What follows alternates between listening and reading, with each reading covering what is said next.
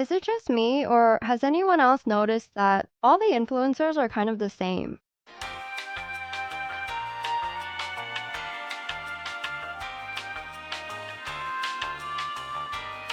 Pink, perfect, gorgeous, matcha, Pilates, clean makeup, skinny, minimalist aesthetic apartment, using brand new, barely opened, trendy items that every other influencer is using. Hi guys, my name is Barry, and today we're gonna talk about why so many influencers not just resemble each other, but are exactly the same. But more importantly, what is the reason for this? What kind of effects does it have on us consumers? Is this a system purposefully designed and rigged for a capitalistic society? And what can we consumers do about it? This video is for you if you identify yourself as or strive to be in some type of categorized aesthetic, such as it girl, clean girl, or that girl. If you've ever bought aesthetic or luxury items like designer makeup, skincare, handbags, or aesthetic procedures, when you can't really afford all of these things, have packages coming to your home every month from purchases you didn't really need, if you feel tired or burnt out from chasing the essence of what TikTok and social media defines as the upper echelon of society, wealthy and beautiful individuals adorned in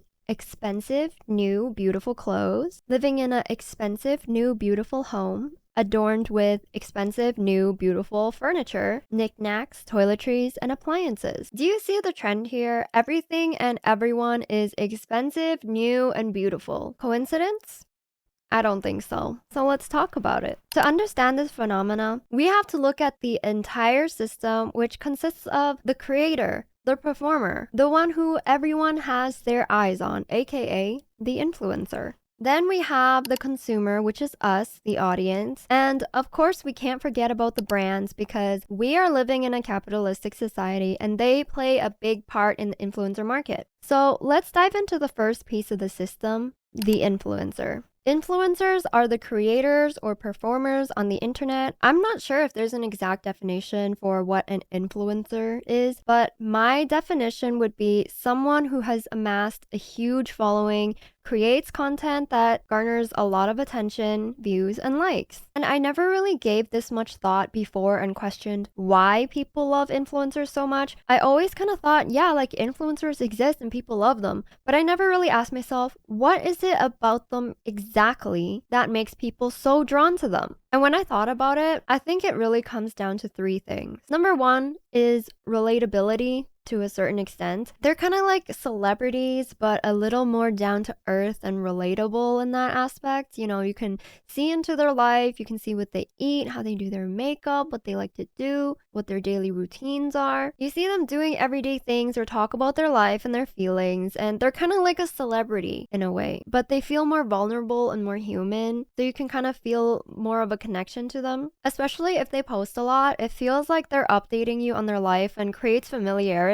Like if you watch all of their videos and know what's going on in their life, you feel like you know this person. Watching them feels familiar and like a habit, and it also feels like checking in with a friend, which sounds kind of parasocial and weird, I agree, but I don't know if you guys have ever felt like that before. I'm definitely guilty because I just like to know about people's tea, and then I end up just following their page and following up with their life. The second thing that makes influencers so captivating is that they're very aspirational. I feel like people look up to influencers, and even if they don't want to be an influencer and be famous and post online per se, they might still look to influencers as the trendsetters. For example, maybe you don't want to be sharing your life online, but you want to carry the same luxury handbag that your favorite influencer has. Like I said earlier, influencers are kind of like micro celebrities. And yes, they might be a little more relatable than like a Hollywood celebrity because they share more of their lives online. But typically, their lifestyle is also very out of the ordinary. They either make a ton of money or they have money to be able to afford always looking perfect and fashionable. They're famous. People care about what they post and what they say and what they do, how they live, and they show off a life that's very unachievable attainable to most people, but it's a life that most people would like to have. They're like the pinnacle of main character energy, and everyone wants to be them. And another reason I feel like people are so drawn to influencers is because of social proof, and specifically the bandwagon effect. People like influencers simply because other people like them. And I don't know if you guys have ever seen a comment section where someone will post a funny comment that gets a lot of likes, and then you scroll down and there's a bunch of other people writing the exact same comment in a different font to farm likes. This is a perfect example of the bandwagon effect, where when you see something that other people like, you just start liking and doing the same thing without question to be a part of this group. And there's no other determining factor for why you like this thing other than the fact that lots of other people like it. And this is really interesting because a lot of the times when this happens, we don't even notice it and we don't really question anything. It's probably how you end up religiously following an influencer and watching all their videos, even though they're not really doing or saying anything of real value to add anything in your life. And because everyone likes and watches them, you might get curious and start watching all their stuff too. So anyway, that's a few things I noticed about why influencers are so captivating to us. And if you can think of more reasons, please feel free to let me know in the comments. I would love to hear other thoughts you guys might have.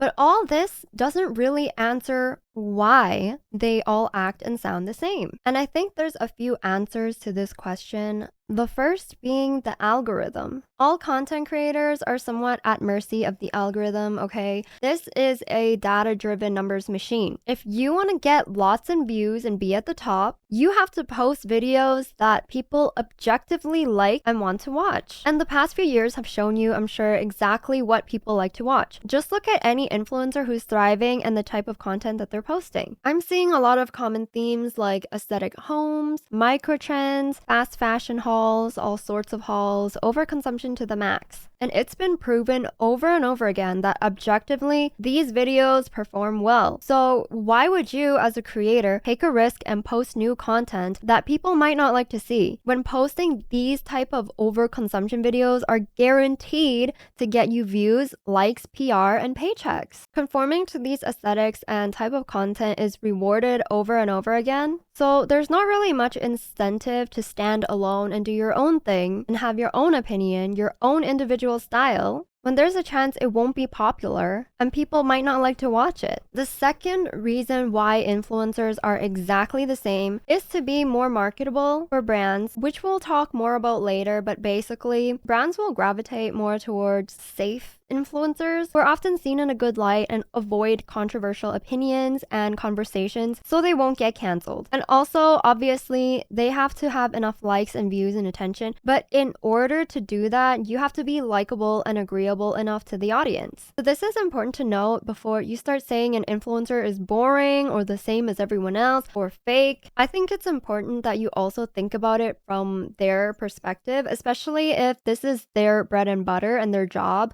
to make brand sponsor videos and portray a certain type of persona online. Like, nobody is asking you to be yourself at work, okay? This is paying you to be nice to customers and get your work done. And this is their work. Like, their fakeness is kind of like when you have to suck it up and be polite to the Karen customer, you have to deal with that work, you know? It's not that different from that. And they have to be kind of vanilla, if that makes sense. You know, sweet, likable, and kind of like a blank slate that's easy for a brand to partner up with. If you have a strong personality or strong opinions on the internet where people love to argue, that's not really the kind of attention that brands want to be associated with. So they would probably prefer going with the influencers with no personality or an agreeable personality. So sometimes creators don't really have like that much freedom to post whatever they want to post if they want to be able to put food on the table and get paid. And the third reason why all influencers are the same, and this one is a little more interesting because everyone does this, not just influencers, whether you're aware of it or not. And the reason is social acceptance. We're all probably imitating someone or crafting a persona to either fit in or win the approval of other people, at least to some degree. We're shown again and again the winning blueprint of who everyone wants to be, and we're constantly witnessing endless videos of people doing the exact same things, shopping the exact same trends, talking in the exact same voice to replicate this blueprint. And I don't want to hear anyone in the comments being like, no way, I'm just being me. I'm not influenced by anyone. Okay, that's a lie. We all wear masks, and have somewhat of a persona in different situations, and that's perfectly fine and it's normal and actually part of our survival instinct to conform to social norms, because back then you had to be in a group to survive. Okay, it's much safer and there's probably more food collectively in a group than if you were to be isolated and on your own for survival. So our brains are naturally always assessing where we stand in relation to others, how to be accepted by others, and therefore comparing ourselves is actually a very normal and necessary thing. And because humans have evolved so quickly in the recent thousands of years, I don't think we've genetically out-evolved this survival instinct of having to belong or comparing ourselves just yet. So it's very much still wired into us. So yes, it's okay to care about what people think about us, and it's natural, but it should never get out of hand to the point where we prioritize social acceptance over things like our own life planning, personal finance, well-being, and inner peace. So it's really important for you to try and be aware of what influences you and whether those feelings are serving you or not. Now that we're talking about identity and being influenced, the second part of the system of influencer capitalism, which is a term I made up because I don't know if there's a name for this, but if there is, please let me know in the comments so I never say that again. So the second component is the consumers or the viewers, like you and me. I want to get into identity and personas a little bit more because in order to understand why we are so influenced and so willing to sacrifice our time, energy, resources to participate in this make-believe fashion show competition of a world that is our ego, we have to first understand the emotions that drive us. I think most people are living a very performative life, whether you admit it or not. And I don't say that to offend you, but rather to invite some self-reflection. If you're someone who blindly follows trends and you don't know why, or you just can't shake craving others' attention and approval, even though you know this isn't a productive or healthy thought to have. When you see a gorgeous influencer with hundreds and thousands of adoring fans, thousands of comments praising her existence, your brain naturally accepts that as social proof of how you're expected to be as a person. Like, this person on my screen is the blueprint of what I need to be like in order to be liked by everyone. Okay, another example of this, if you're a SpongeBob fan, is that we're all planktons in Bikini Bottom. The influencers are Krabby Patties, popular and loved, and we're all after the Krabby Patty secret formula. We're looking for the secret or the essence that creates this popularity and admiration. Or if you can imagine the world is high school, the influencers are Regina George, and this is us. Regina George is flawless. She has 2 Fendi purses and a silver Lexus. I hear her hair is insured for $10,000. I hear she does car commercials in Japan. One time, she punched me in the face. It was awesome. And if you look at my channel and see some of my older videos, I know a lot of you are puzzled why I'm flaming social media and overconsumption in half my videos, but the other half is the very same overconsumption I'm flaming. You're looking at overconsumption final boss, okay? If it wasn't obvious enough, I was very much guilty of this exact feeling, okay? Because here I am scrolling TikTok, seeing thousands of girls being praised for showing what their latest haul is, and they're even getting paid. They're getting views for it, and then brands will pay them to show more things to buy, you know? And my brain, I thought if I want to be a successful content creator, then I also must buy things all the time and post about them. But as I was doing that, I just felt a hole in my heart because I knew, like, it just didn't feel right, okay? I knew buying too much stuff is wasteful. I also know a lot of my girlfriends who can't afford to be buying stuff all the time, but they do because they're so influenced by what they see on social media. And the reason they're buying all these things and so influenced by social media is because of all the emotions that I'm gonna be talking about in this video. And it just felt wrong to be contributing to that, but at the same time, like, I understand this is the job sometimes of a content creator. So I hope you guys will understand if I get sponsors in the future. I love making videos for you guys, and sponsors would really help me out. And actually, I've been turning down all my offers so far because I wanted to make sure it's okay with you guys first. So yeah, let me know what you guys think. But anyway, this is just one of the many ways influencers have affected my decision making. I definitely at one point wanted to be whatever character the influencers are embodying, you know, the laid back, effortlessly perfect, polished, pink, pretty, matcha sipping Pilates princess girl. That was a mouthful. And at that time, I was asleep. okay? It hadn't clocked me yet that social media is fake and that I'm actually watching a bunch of advertisements. The lifestyle and the vibes these videos portray is so unrealistic, and I just couldn't understand why I felt like I had to have this life or else I was a loser. Like, I know I'm not a loser, but that's just the best way I can describe what I felt like when I was fully subscribed to being that girl. And I also have a video dedicated to that topic over here if you guys want to check it out later. No matter how chill and satisfying these videos look, the reality is that there's nothing chill about this. Have you ever tried to film one of these videos yourself?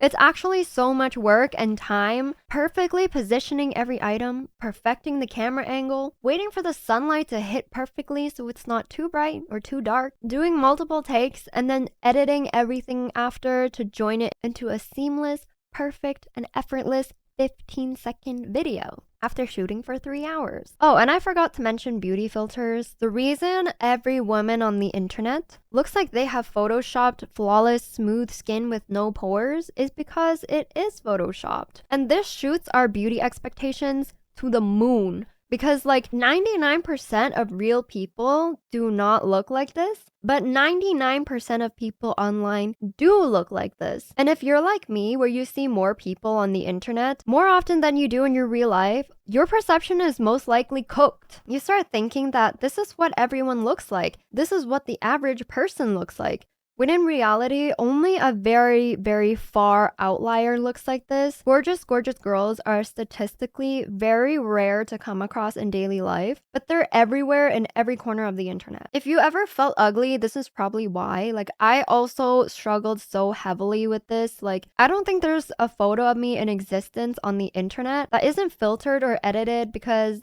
I just can't, okay? Why would I post an unfiltered picture of me when everyone else is out here Photoshop and flawless? But hats off to you if you don't care about filters and stuff. You are stronger than me and a better person than I am, okay? I know I'm contributing to the problem of unrealistic beauty standards by posting edited selfies, but I'm sorry, you guys, like my self-esteem just can't handle unfiltered pictures. At least not yet, anyway. I'm sure if these are the thoughts and beliefs I've adopted after consuming all this type of content, you know, that I'm not pretty enough because I have acne and I don't have perfect poreless skin, that I'm a loser or not worthy of taking up space on the internet because I don't have an aesthetic home or post aesthetic hauls every day. If I'm having these thoughts, then I'm sure there are other people out there who also feel the same way. And it's these exact thoughts and beliefs that might alter your decision making and make you think you have to act, talk, be, and look a certain type of way to be worthy. And that's why I say most people are performative. It's a really sneaky thing, and maybe you're not replicating the traits of, you know, these TikTok clean girls, but I like to use them as an example because personally, that's just what had a chokehold on me. But normally, people would imitate whoever they like or look up to, whatever that aesthetic may be. It could be an influencer or someone you know from work or school. You might imitate them not only in aesthetics, but also mannerisms or language. Oh my god, you guys, come with me to get the new viral matcha latte from Home Depot, you guys. Why is nobody talking about this hidden gem located right outside of Toronto? Like, you guys can probably tell I'm chronically online based on some of the words I use. Speaking in trending memes, wearing trendy clothes, having sudden trendy hobbies and interests are all in a way performing. And the goal of this performance is to signal a status that you're relevant and you're aware of all the trends, because that's what all the big and successful icons you see online are doing or behaving like. It's signaling that you're one of the cool, trendy people and you belong in this group. You know what seriously baffles me though is that schools will teach you the Pythagorean theorem, which I have still never used to this day,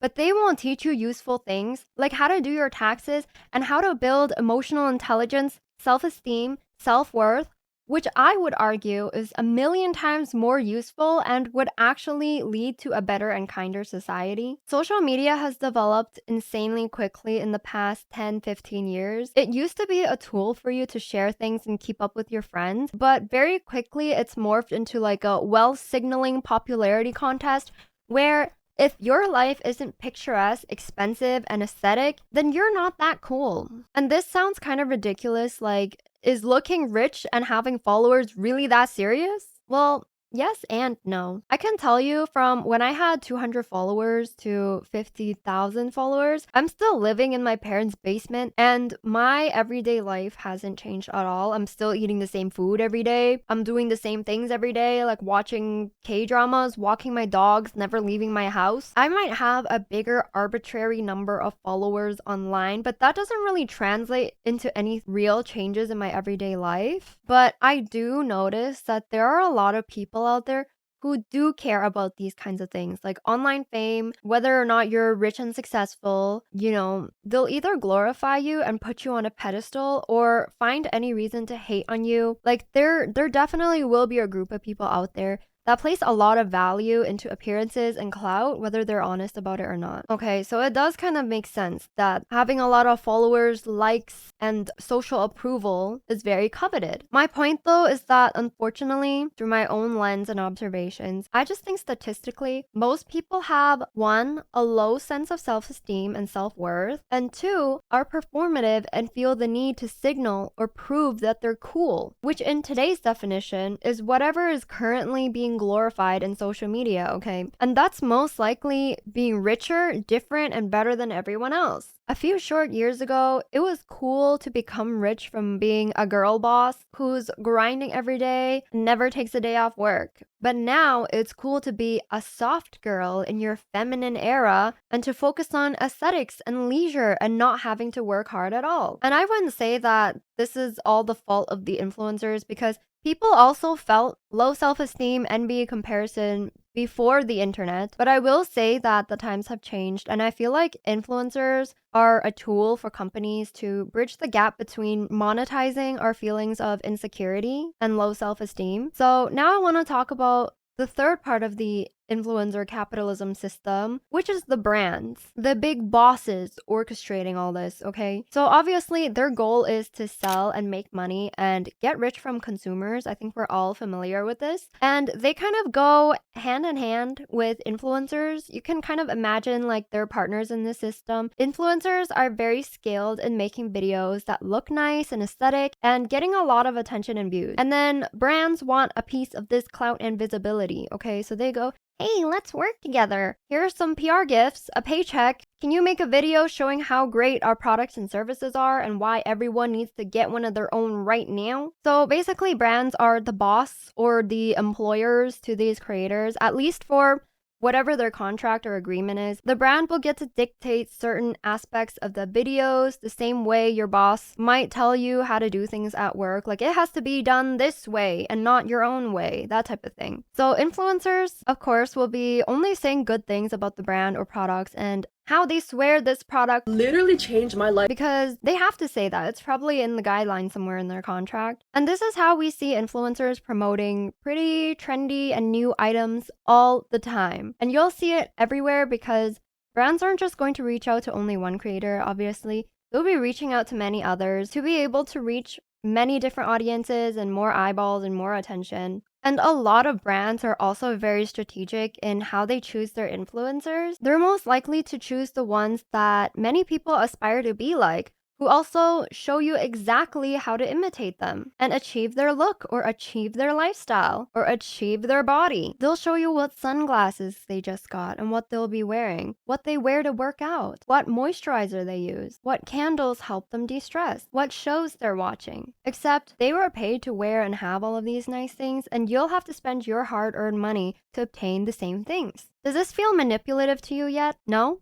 What about this? So one thing about marketing is that you have to target the right type of consumer. Boys and girls, teenagers and seniors, all live very different lives and therefore will have vastly different spending habits and needs. And of course, people are more willing to spend money not just on regular things, but solutions, okay, to fix our problems, fix our pain points, and make our lives easier. So what kind of problem or pain point do we have that makes us justify spending beyond our means on all the latest cosmetics, clothes, trinkets, and repeating this every week when there's a new trend? If you guessed insecurity, low self-worth, feeling the need to belong and accepted by others, you're correct. Let me explain. Brands are very clever and market their products as pseudo-solutions to a wide range of problems, okay? In my previous video here, I go into depth about The wellness industry, where companies will sell you anything to make you feel better. Ooh, self-care. $100 skincare so you don't get wrinkles because wrinkles are bad for you. As if it's not a very normal part of life and a blessing to live long enough to get wrinkles. But no, they'll brainwash you into thinking wrinkles are forbidden. Stressed and feeling down? Sephora haul! So you can treat yourself and finally feel better about yourself for a day or two until you forget about it and leave it sitting in your room with your hundreds of other makeup products, collecting dust and eventually expiring and rotting. Brands are so clever. They can market these type of things to make you feel better. But like I explained in my video, no skincare or any kind of haul is going to actually make you feel better. You get a rush of dopamine and it drops when the hype of your new treats die out. And then you have to go back to your regular life. They can't sell you real self-care, but they can sell you the illusion of it. They can't sell you self-worth, but they can sell you the next best thing, which is a trendy product that signals to others how relevant and cool and put together you are. You might not feel good about yourself, but it's okay because you can just make other people think that you do. Do you have good financial health? No, you don't, because you don't have a designer bag. How are people supposed to know you have it all together and you have money when you're not wearing any designer? Buying a Chanel bag doesn't just mean you spend $10,000 on a pretty leather bag. It means you're leveling up. Wearing a Chanel bag will let everyone know that you have money. You are not a peasant. All the pretty girls are buying $100 skincare products. If you also use these $100 skincare products, that means you associate with these pretty girls because that's what pretty girls do. For the low price of $55, you can signal to everyone how fun and relevant you are, that you're quirky and expensive and can afford to have a $55, keychain. Wearing a matching pink Lululemon set for Pilates, drinking matcha, and drinking water from a Stanley cup tells everyone that you're in your soft girl era and that you can afford an aesthetic and Instagram lifestyle. People are willing to spend their money in the most ridiculous ways just to show off and prove to others that they're important, that they're somebody. And it's usually people who feel small, who feel like they're lacking, who act defensive and try and cover up how small they feel with all these big price tag symbols. And it's just kind of sad how companies are kind of being predatory and capitalizing off of people's feelings of insecurity and need for belonging and validation. So what's the solution? I think the easy answer would be to build your own self-esteem and your own self-worth so that you'll no longer be swayed by the desire to impress others and prove to them that you're worthy of love and attention and admiration or whatever it is you feel deprived of. And although I would argue that that is a right answer, as human beings, these things don't just come overnight. Self-esteem and self-worth is something you actively have to put effort into and build over time. It requires time alone, deep reflection, and asking yourself hard questions that only you can answer. I was one of the most self-conscious people I've ever known in my life. Like, I was the biggest people pleaser, and I also hated myself, and I hated a lot of other people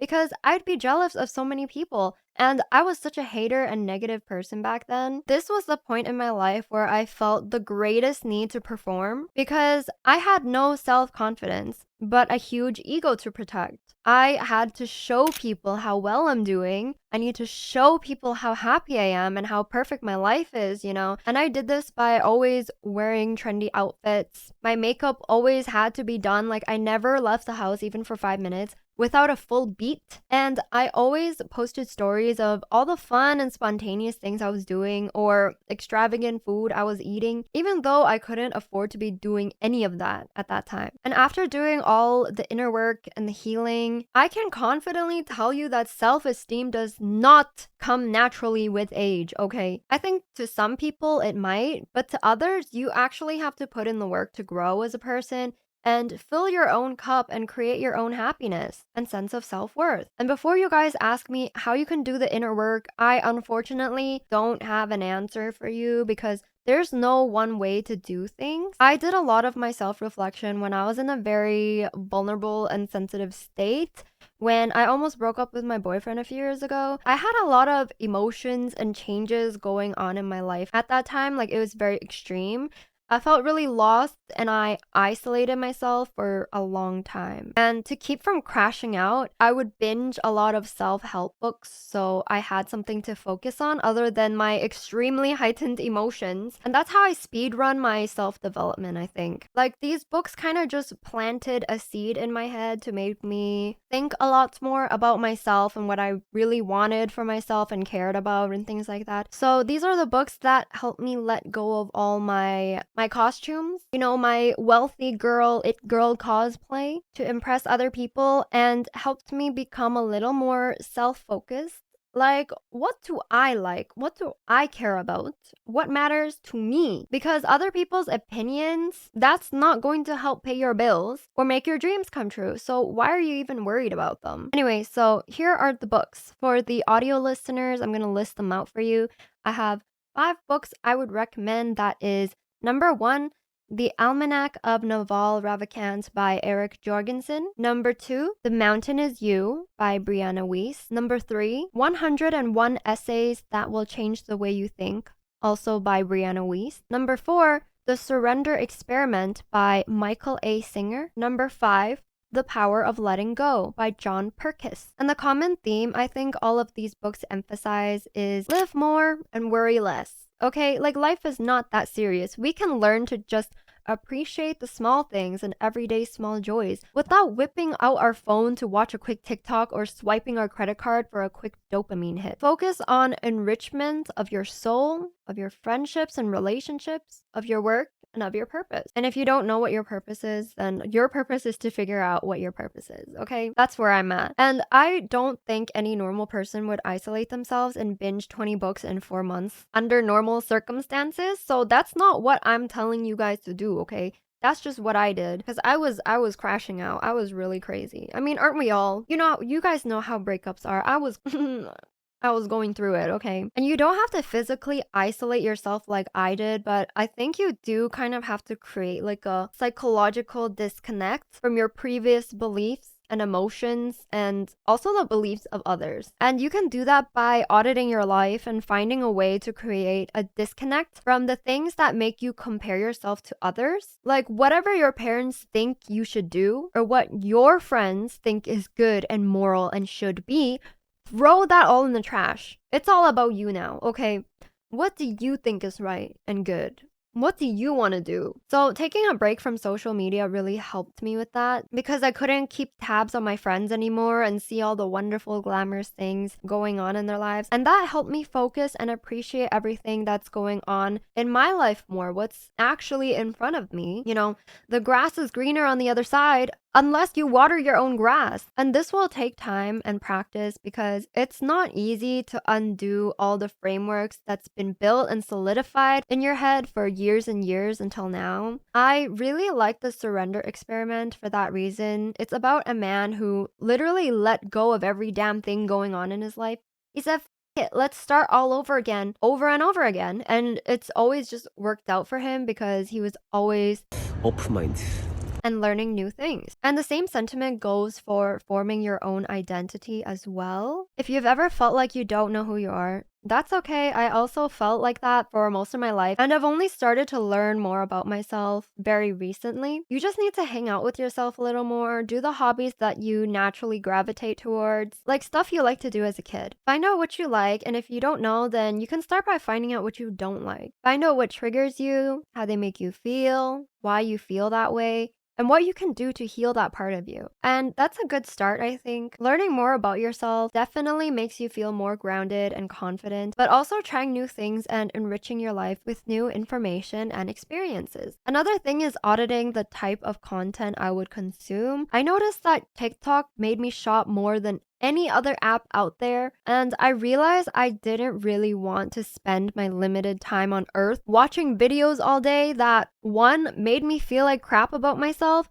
or number 2, made me feel like I could buy my way out of feeling like crap. And then I started watching more educational or documentary type videos on YouTube, and I found that educational or analytical content was much more enriching to me than any shopping haul I've ever wasted my time watching. So I thought I'd try something I've never done before and make the type of videos that would have helped my younger self. And if I can help even just one person going through what I went through, then this channel is worth it, okay? So some of my final thoughts. Everyone wants to look rich, happy, and beautiful, but you will never feel rich, happy, and beautiful unless you build it inside yourself. If it's validation you need, find a way to give yourself validation and you won't need to look for it from others. Think of yourself from a third person perspective, okay? Like imagine you are not you, but you are your best friend. What are all the things you love about your best friend? I feel like whenever someone asks us what we like about ourselves, it's kind of hard to answer, but when it comes to someone else, like it's so easy to come up with the whole list about all the reasons you love them. One way of thinking that really gave me validation is that I am good at all the things that I like to do and that I think are cool, like drawing, painting, crochet, making videos on the internet. I think I'm doing a pretty good job at it all, and that's super cool. Why would I need to convince other people that I'm cool? I know that I'm cool and I'm smart. Like if there's anything I don't know, hello, that's what Google is for. Nothing can stop me. Like there's nothing that I can't figure out when I have Google, bro. That's everything I have for you guys today. Thank you so much for watching. If you liked this video, make sure to give it a like and to subscribe and check out some of my other open and honest girl talk conversations. I have a whole playlist and we talk a lot about overconsumption, but a lot of other life topics as well. And let me know in the comments if there's anything you'd like to add or how you feel about this topic. Have you also ever taken part in signaling? And what are some things that helped you reclaim your self-esteem? I'm also starting a podcast on Spotify where I'll be uploading all my commentary videos. So if you prefer to listen and not watch, you can check out the link in the description, and it would mean the world to me if you could leave me a follow there and a 5-star rating. Thank you so much for watching. I love you guys so much, and I'll see you in the next one. Bye!